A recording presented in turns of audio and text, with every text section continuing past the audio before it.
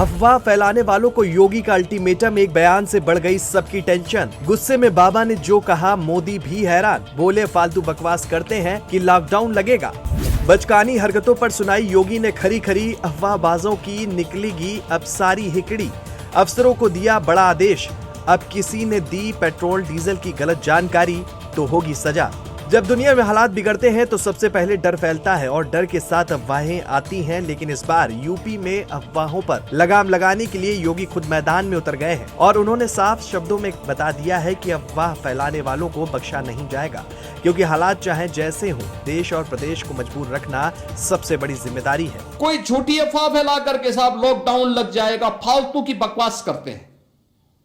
ये अफवाहबाज देश का नुकसान कर रहे हैं।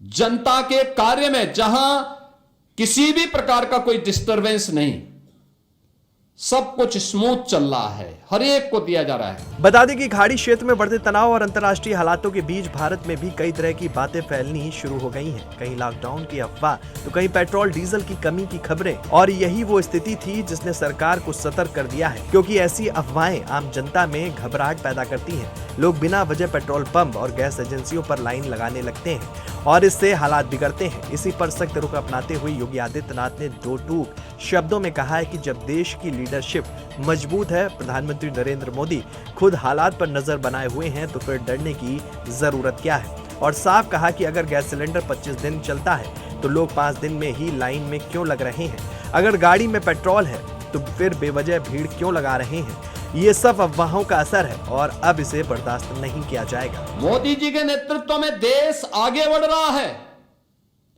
तो मोदी जी को रोकने के लिए किस किस प्रकार के निम्न स्तरीय प्रयास प्रारंभ हुए हैं, कैसे अफवाह फैलाई जा रही है, कैसे माहौल को दुष्प्रचार में बदलने का काम हो रहा है, कैसे अफवाह फैला करके कि कहीं बोला, जब कोई बोलता है कि साहब वो 14 यानी जो सिलेंडर रसोई गैस का सिलेंडर 14 किलो का होता है, उसके बारे में कि साहब वो 10 किलो उसमें से खाली हो गया है, अब केवल 4 किलो मिलेगा। किस प्रकार की बचकानी हरकतें लोग करते हैं। सिर्फ यही नहीं, योगी ने अफवाह फैलाने वालों को सीधा अल्टीमेटम देते हुए कहा कि ये सिर्फ गैर जिम्मेदारी नहीं बल्कि राष्ट्र के खिलाफ काम है। उन्होंने इसे राष्ट्रद्रोह तक बता दिया और साफ कर दिया कि जो भी गलत जानकारी फैलाएगा उसके खिलाफ सख्त कार्रवाई होगी। यानी अब ये सिर्फ अपील नहीं बल्कि सख्त चेतावनी है।